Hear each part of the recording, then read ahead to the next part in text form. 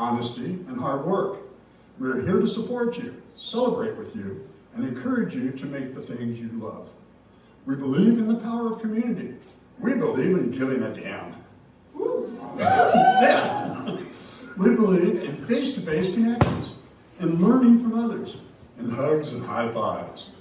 We bring together people who are driven by passion and purpose, confident that they will inspire one another and inspire change in neighborhoods and cities around the world. Everyone is welcome.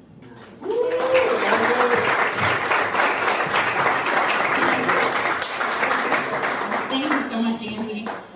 If you enjoy Creative Mornings and are looking for more Creative Mornings in your life, there is a ton of virtual content. In addition to Creative Mornings around the world, hosting their events virtually and live streaming, there's also this thing called field trips, where community members can host events, and they range from all different kinds of things to how to take breaks and how to paint, and I mean, they go all over. So from watercolor technique to business solutions to DIY craft hangs and more. So check that out at the Creative Mornings website if you are interested. Didn't really think this part through. So many things to hold. All right, we would not be here without our sponsors. MailChimp is a big one that's global. We thank them for the communications that we are able to send and communicate with you guys because of it. So shout out to MailChimp. Next slide. Awesome, okay. So they also do a lot of content production, and they have some really cool content. Right now, this thing called Second Act. If anyone in here is considering a career shift, MailChimp has some inspiration for you. This month, they're presenting this thing called Second Act, and it's a show which follows 5 people who shifted careers in pursuit of their passions. So here are their inspirational stories behind how they've chosen and navigated to their new paths. You can find that at MailChimp.com/presents/second act. That's MailChimp.com/presents/second act. Woo, okay, next. Bring a friend. I feel like some people brought friends today. Who brought a friend? I saw one hand go up. Okay, bring a friend, you guys. That is almost the #1 way people find out about Creative Mornings. So next time, if you come, invite a friend. Maybe they've been before, maybe they haven't. Shout out to our local sponsor, Cirrus Visual. Chris is doing a little wave back there. If you got some stickers or any of the fun brand merch you've seen, it's all from Cirrus, and they are so great to work with, so I highly recommend that. Simple View, come work with me. There's a couple other folks. Serena in the booth works at Simple View. She's waving. So yeah, we are hiring right now. We are hiring for a CMS front-end web developer, a CRM analyst, QA automation engineer, and an SEO analyst. Those are a lot of acronyms, but if any of those acronyms sound like you, come talk to me after. Okay, last but not the least, we have Celestia Photography. Nikki is here doing our photography. Shout out to her. CIC sponsored our lovely espresso coffee truck this morning, so huge thank you to them. Tucson Improv Movement for hosting us at this very fun location, so thank you.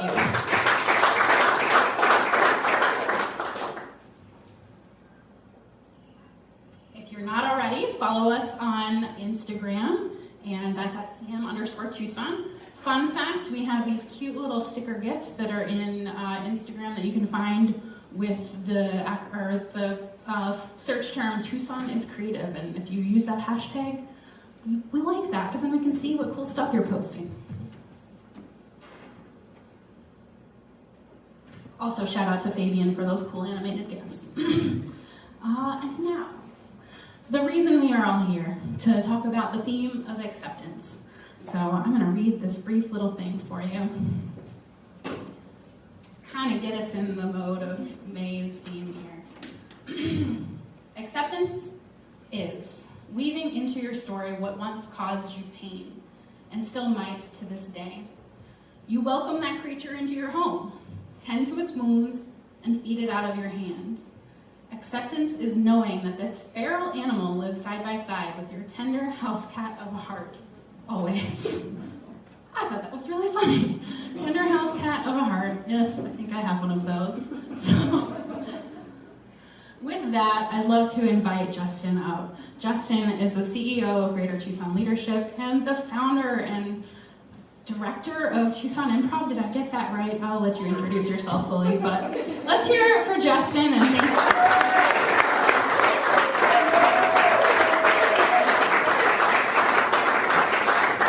Hello, everybody. Thank you for coming out tonight. It's tonight. Usually on the stage, I'm like, tonight! But this morning, it's this morning, so thank you all for coming. It's really funny, someone was talking to me outside, and they were like, are you nervous before you do improv shows? And I'm like, no, not at all. And I was standing in the hallway there as this was starting, and I stand in the hallway a lot during shows, and I was like, I'm really nervous right now. This is like prepared words. So I'm really happy that you kind of came out today and to talk to you a little bit about improv and how I think it connects to acceptance. So improv, am I doing this right? I'm clicking on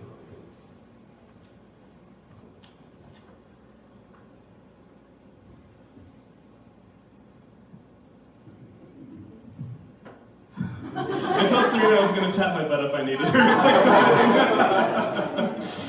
click. Okay, so a little bit about me. My name is Justin Lukasewicz. I'm originally from Pennsylvania. Yeah, Pennsylvania. And I came out here to the U of A for grad school. And when I was done from grad school, I did my graduate degree in higher education. So I wanted to work at colleges and universities. I went to work in North Carolina at UNC Chapel Hill. And when I was there, I spent a lot of time. Like when I first got there, I was like, I'm done with school. I've just finished a master's degree. And like the staff that I was there, that I was overseeing, they're like, you watch a lot of movies. And I was like, yeah, you don't understand. For the last 24 years of my life, all I've done is school and stuff and school and stuff. And I don't know if you remember Netflix before it was streaming. They used to send DVDs. So I one weekend I went through all the DVDs that I had, and I was like, what do we do now? So thankfully we don't have that problem anymore.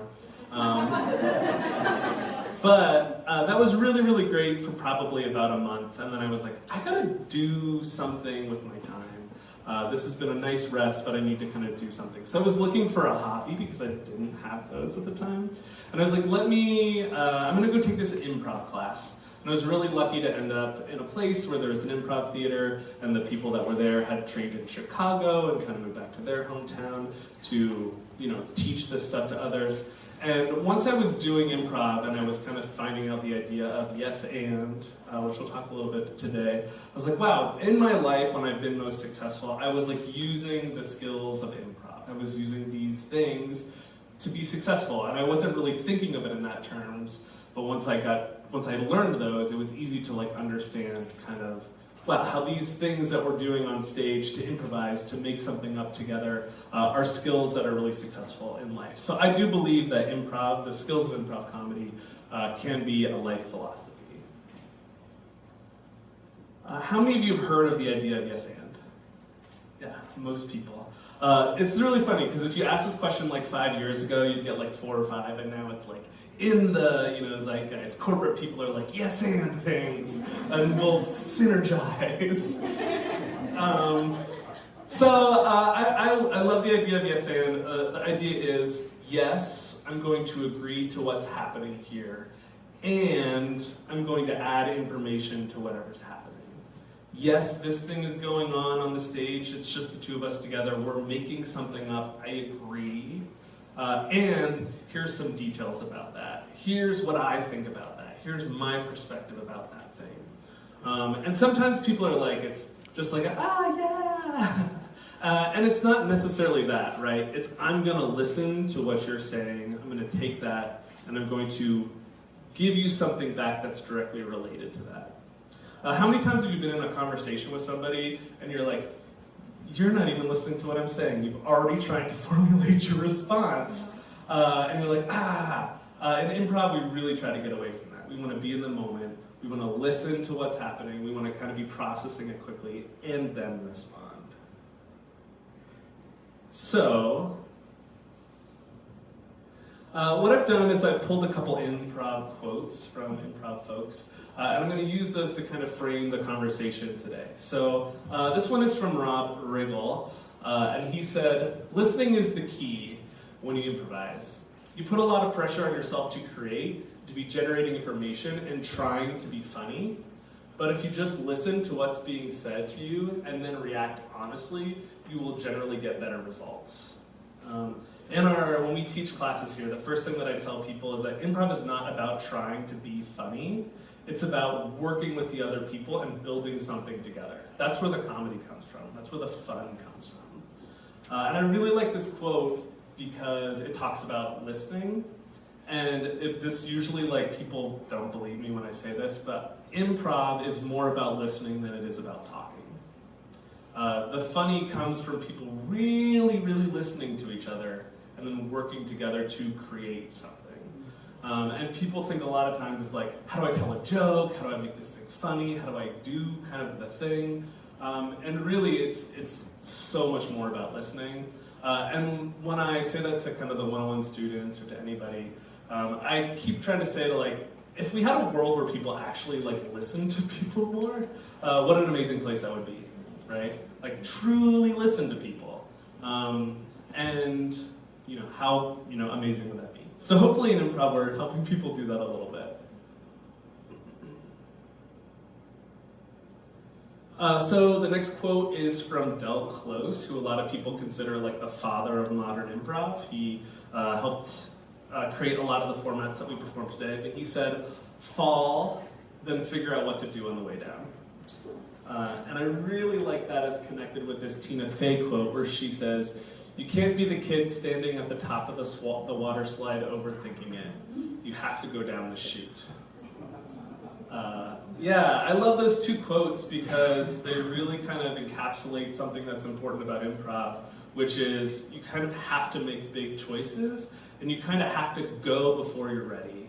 But the best thing about it is connected back to the listening quote and the yes and quote is that, if I go before I'm ready, if I put something out there that I haven't fully formulated in my head, you're going to actually listen to that and then actually respond to that thing that's said. So it's such a nice environment of trust because I'm going to be in this space together with somebody else.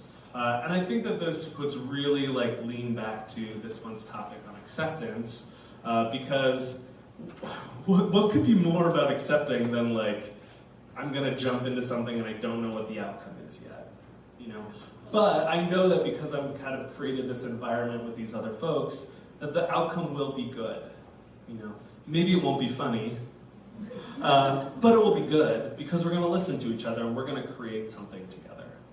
So go out today and, make a bold choice. Fall today and then figure out what to do on the way down. The next quote is from Drew Dredge, and he said, you can't control how funny you are. You can only control how committed you are. And I think that's a really beautiful statement. And I was talking to the photographer earlier, and she does stand-up, which is a very different thing. Or she did stand-up. She's on a little hiatus, but she's going to go back. I can tell.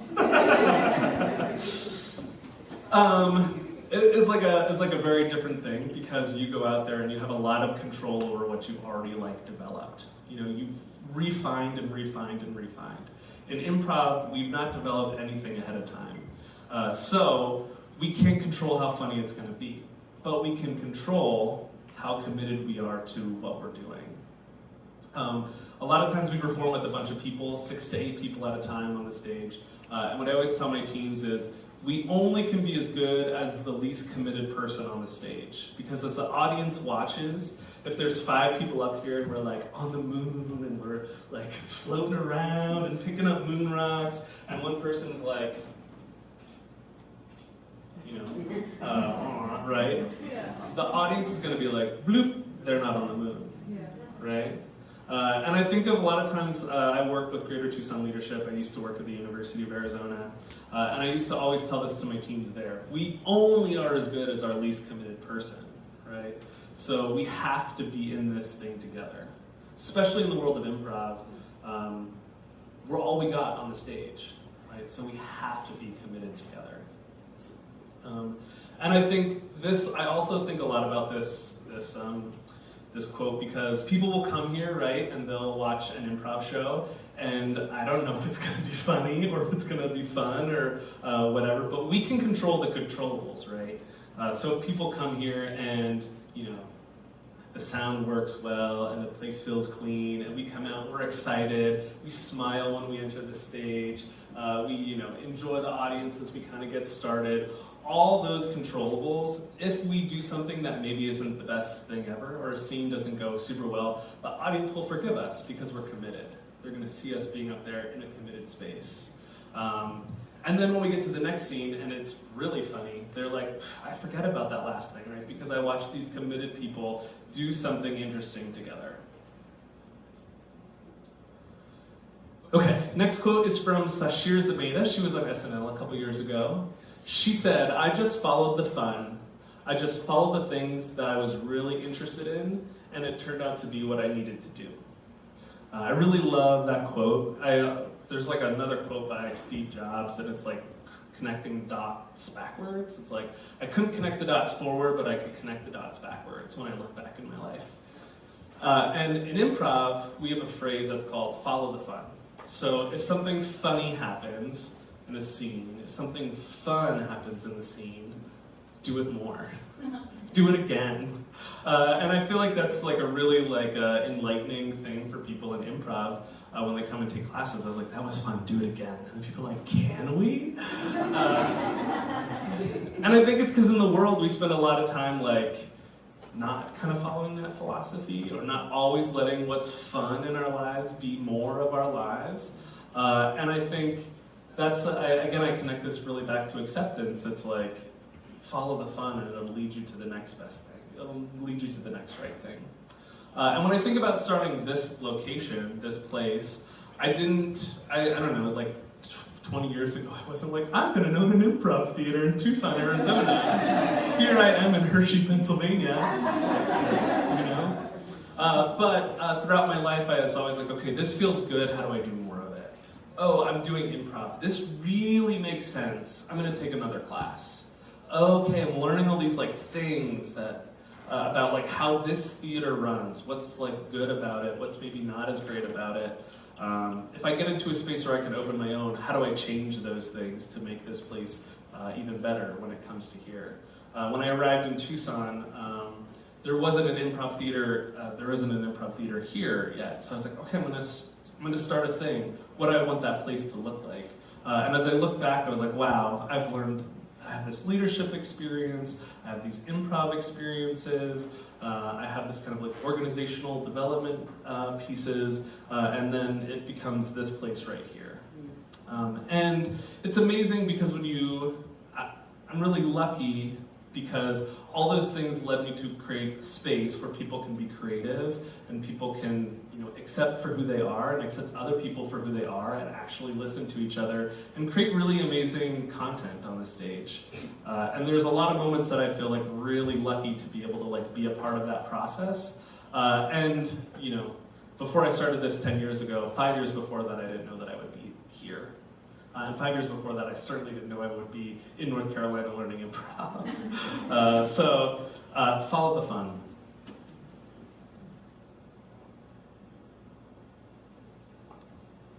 Uh-oh, backwards one. Remember that slide. Okay. The next quote is from Amy Poehler. She said, "You can't do it alone. As you navigate through the rest of your life, be open to collaboration.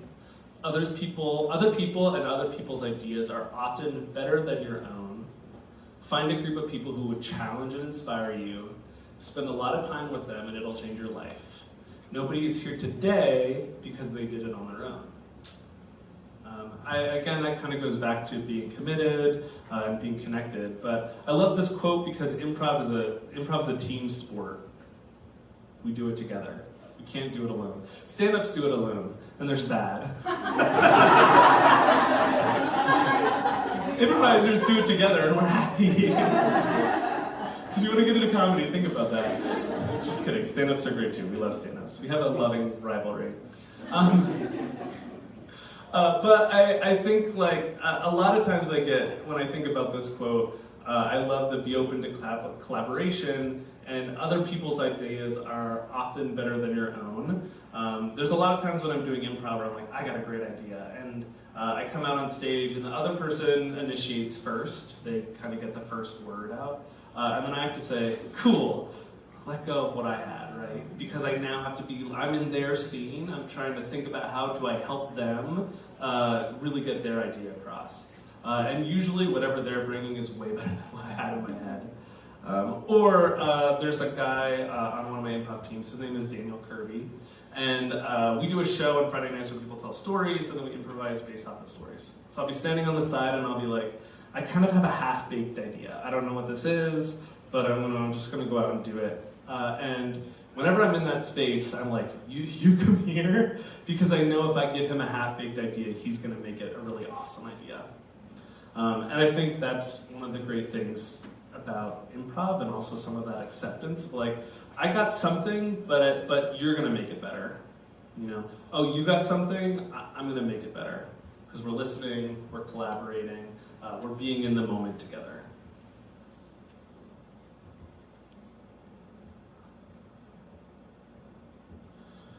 Okay, I should have thought how small these words were on this little screen, but I really wanted to do a little bit of work connecting improv and the ideas of improv to resilience. And I think we kind of talk about acceptance. I think acceptance and resilience are really kind of key in those two processes. So this is from an article, How Improvisation Grows Resilience, and Resilience is Everything, by Jude Trade, and I don't know if I'm saying that right, but you can look it up. The thinking skills learned in improvisation are grounded in a combination of acceptance, I saw that and I was very excited, and action. Acceptance and action. Acceptance and action. Yes, and. This really hit me because in improv we train ourselves for resilience because we cope with reality. First bullet there. Every time we get into a scene, whatever reality is happening, we're accepting and we're being in it. This is the reality right now. And I think one of the great things that I feel like with improvisers when they go out into the real world after they get this training is they're much better at saying, well, this is the reality right now. Good or bad, this is the reality right now. It's okay if it's good, yay! If it's not good, okay, how do I end it? In improv, we let go of control. I don't have all the control, but if we're all committed and we're all listening and we're all accepting each other, then I don't need to have control because the good of the group will always come forward. How do we as the group really build the best ideas up? And then how do we contribute as the events unfold? So, improvisers go out into the real world, roadblock comes up, cool, this is a roadblock, how do I get around it? Because in improv scenes, we talk about we never want to solve the problem. If we solve the problem in the comedy scene, it's over. The comedy's gone, right? In improv, we talk about in improv, basically what we're doing is constantly representing the problem in different ways. We're never solving it. We're just saying, okay, here's another way to solve this problem. Okay, we got up step one, step two is another problem. Oh no, step two is another wall that we gotta get around. Uh-oh, step three is a river we gotta cross. And each time those things come up, you're saying, oh yeah, this is what we're dealing with right now. How do I present it in a way that's interesting and fun and dynamic?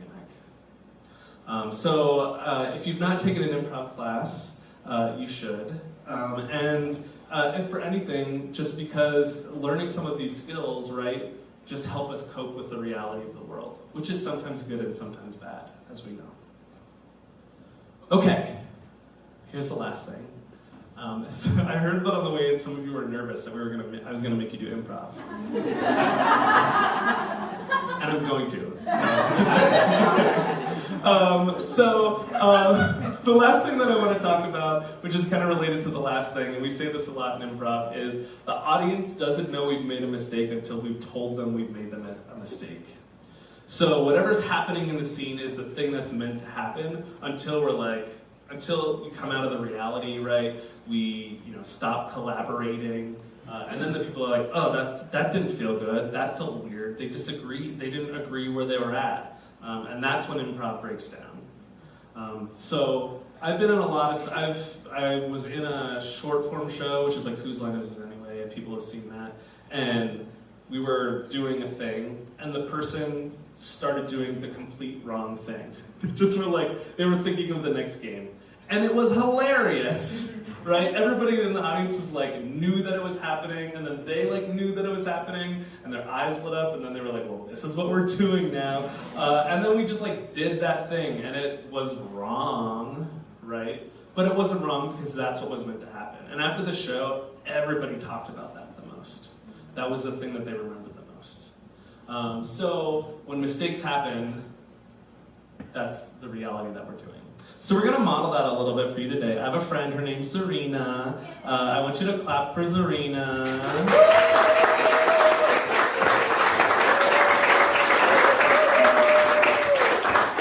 She's been running the tech for today, so she's been really great. She's an improviser here. She's hilarious. And she's going to pitch a show later that you should come see because it is literally amazing. It's one of the best shows we do here at the theater that she created. So what we're going to do is we're going to do an improv scene for you to kind of model what this stuff is. But we're going to play a game called New Choice. And how that game works is we have a bell, and someone is going to ding the bell, and every time somebody dings the bell, we're going to take the last line of dialogue, whatever it is, and we're going to change it into something new. So you're going to put the roadblocks in front of us today. But I do need one brave person to come up here, and your only job is going to be to ding the bell however many times you feel like you want to ding the bell. Yeah, come on up.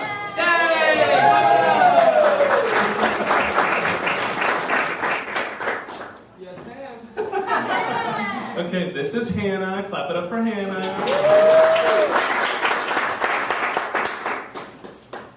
Serena, it's important to note that we have to stay in these two stages if we want the world to see us.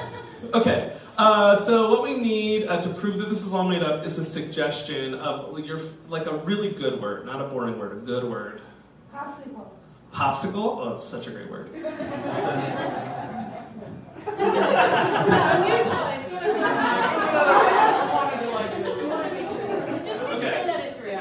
So we're going to start a scene. Whenever you're doing the bell, we're going to change the last Okay. word. However, it's up to you. Okay. All right. Okay. To get us started, I want you all to clap.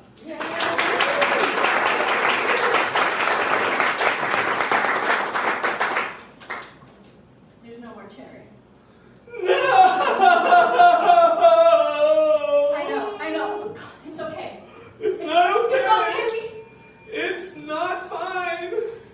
I promise we still have grape and You know I hate grape. Grape makes my tum-tum go rum-rum. Grape makes my belly button go smelly button. Grape makes my innards go outer.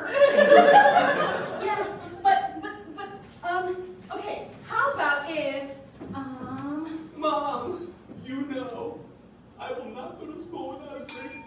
You know that I will not go to church without a cherry popsicle. I know, sweetie, and I'm.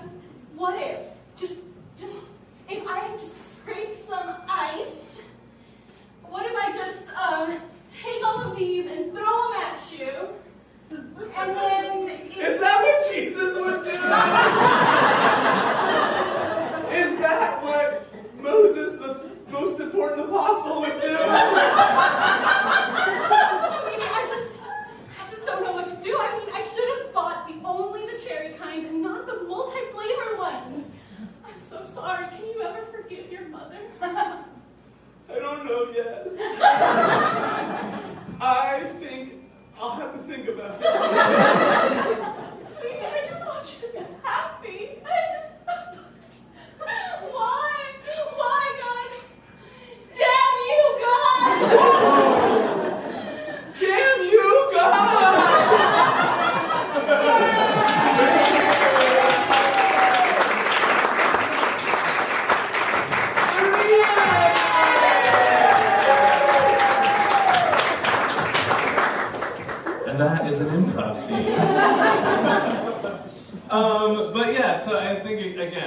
that helped to illuminate some of the things that we talked about today.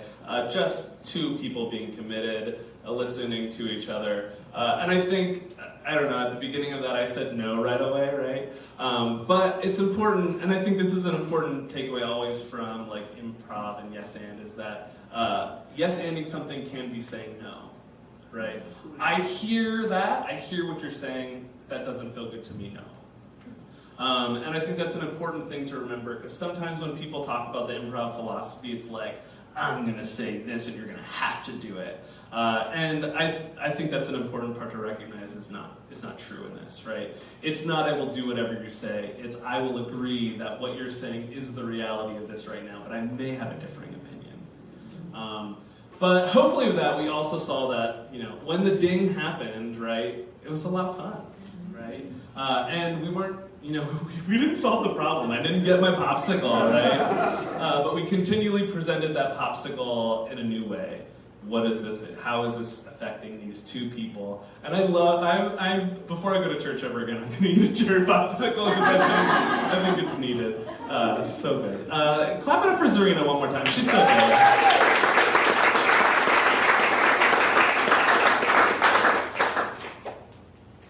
Okay, I think I turn it back over to you all and you do something and then I do something.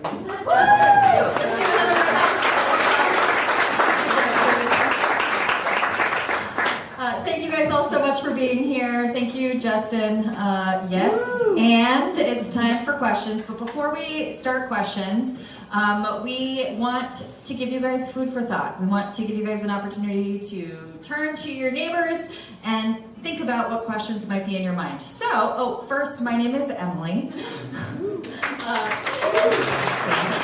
I'm a co-host here at Creative Mornings. In real life, I work at the Fox Tucson Theater. It's super fun. Okay, so questions that we want you to talk about amongst yourselves. Number one, how did Justin's talk change your thinking about the theme of acceptance? Number two, what are you still wondering about after this talk? And number three, is there anything you want to do differently after hearing this talk? So we're going to give you 5 minutes. Turn to your neighbors, get up out of this square space and maybe walk across the room. It's only a few steps. And maybe talk to someone else about these questions, okay? And at the end of 5 minutes, we'll come back together and we will put it to Justin. All right. Okay.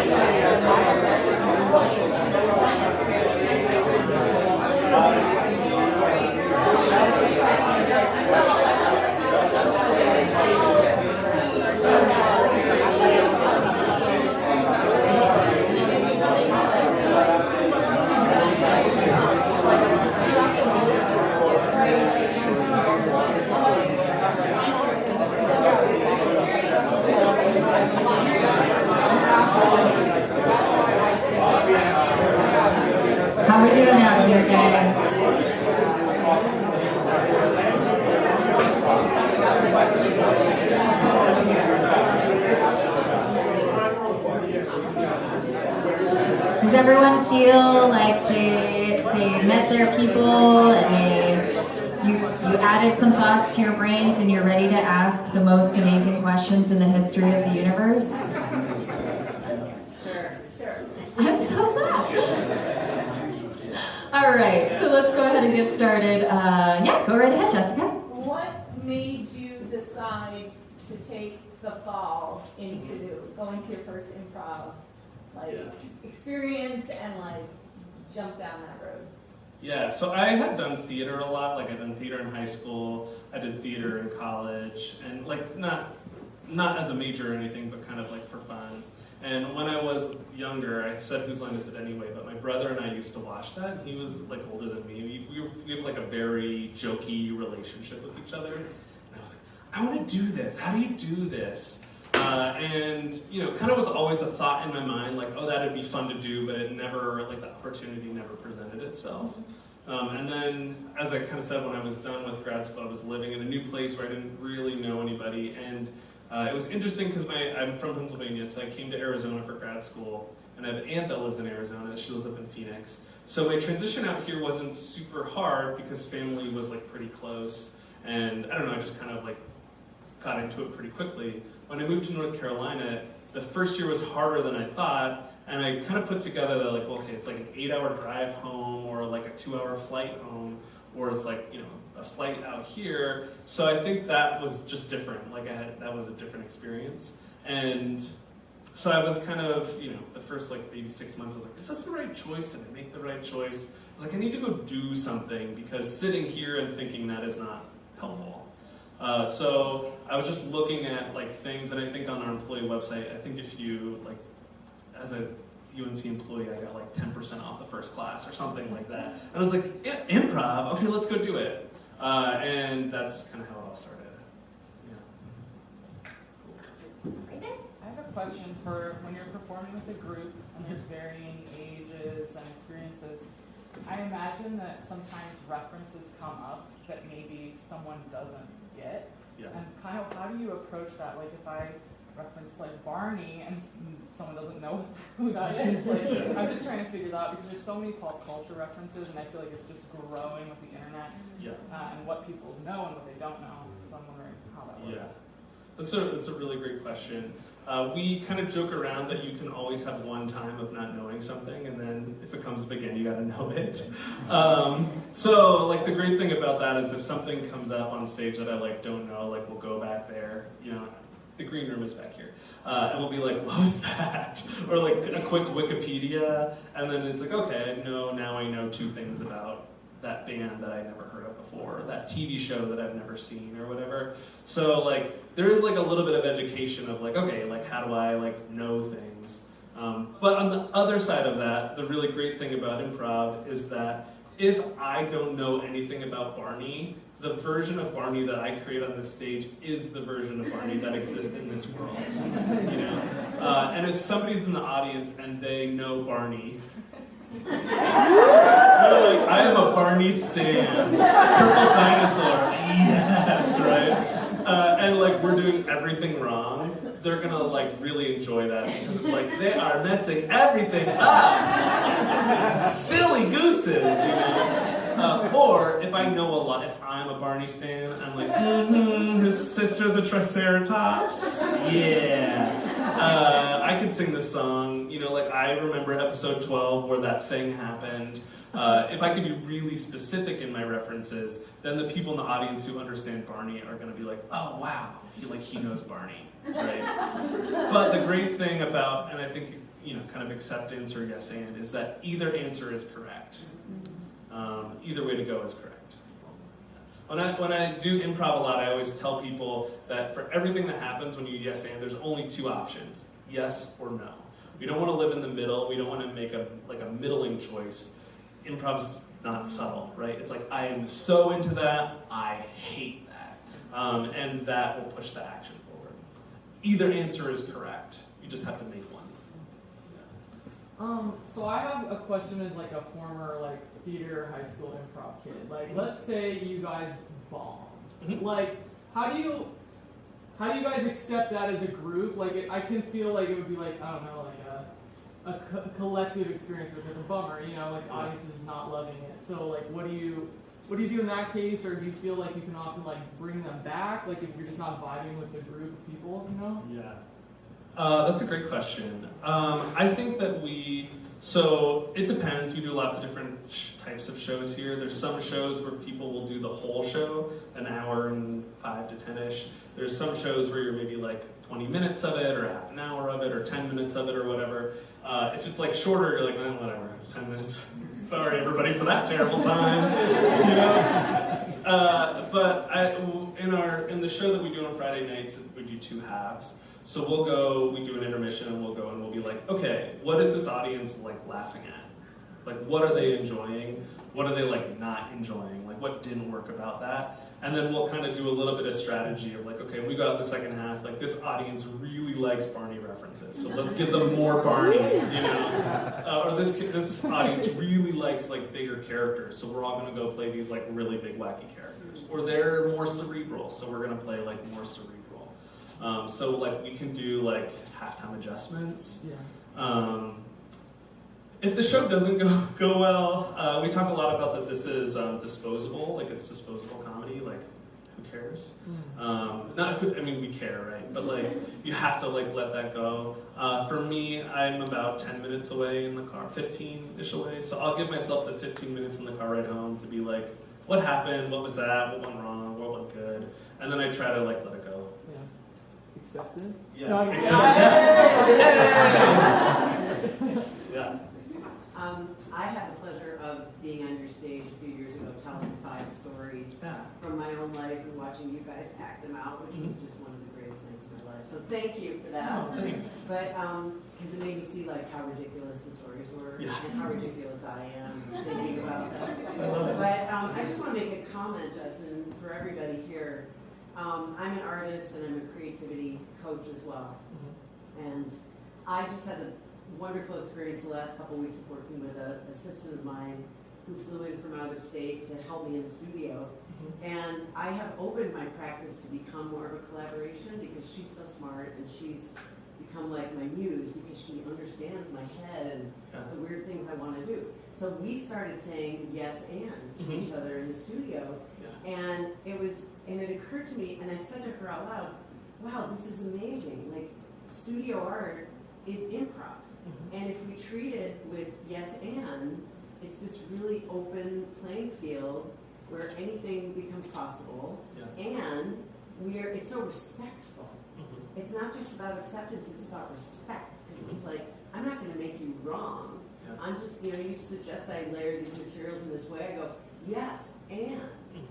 What if we do it this way? And so it became this beautiful dance of what if and yes and. And so I just wanted to open that up for, the room because I never thought about it in that way before this last week. And here I am this morning, like, making sure that's true.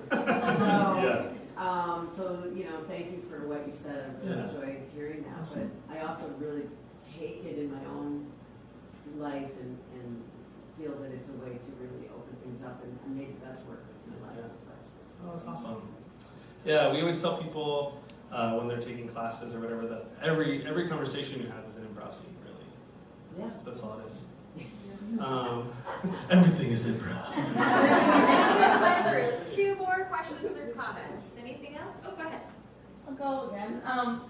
How do you approach somebody who's not willing to take in the yes and or is resistant to like changing that mindset? Because it is a big mindset shift to be like,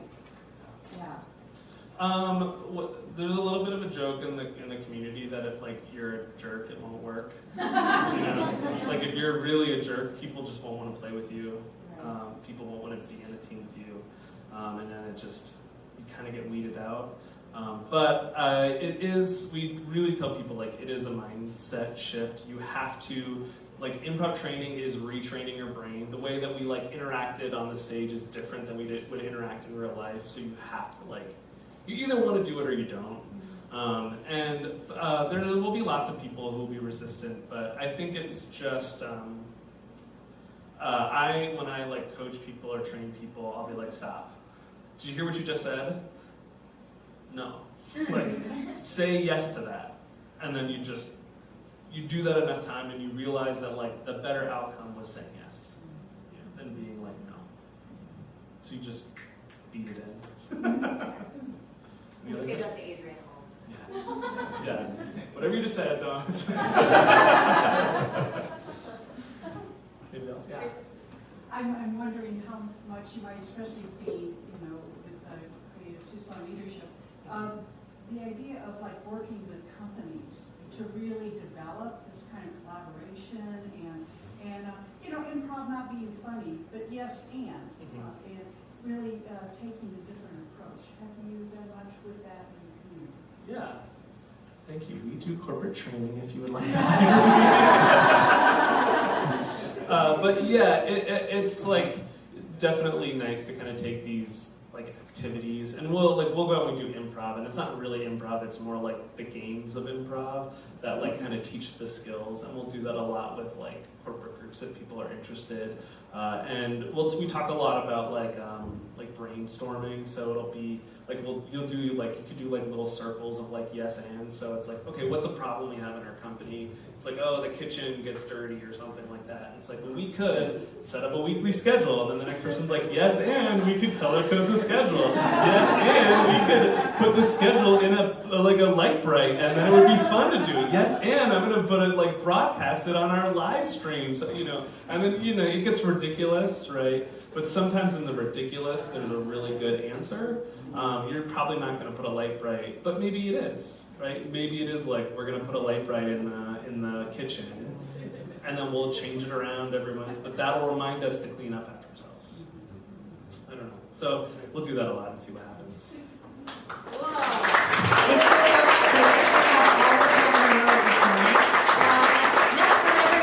We're going to do 30-second pitches. I was really hoping Serena was going to be standing back there still so she could do some really fun things with the lights really quick to get us started. Okay, fine. Never mind.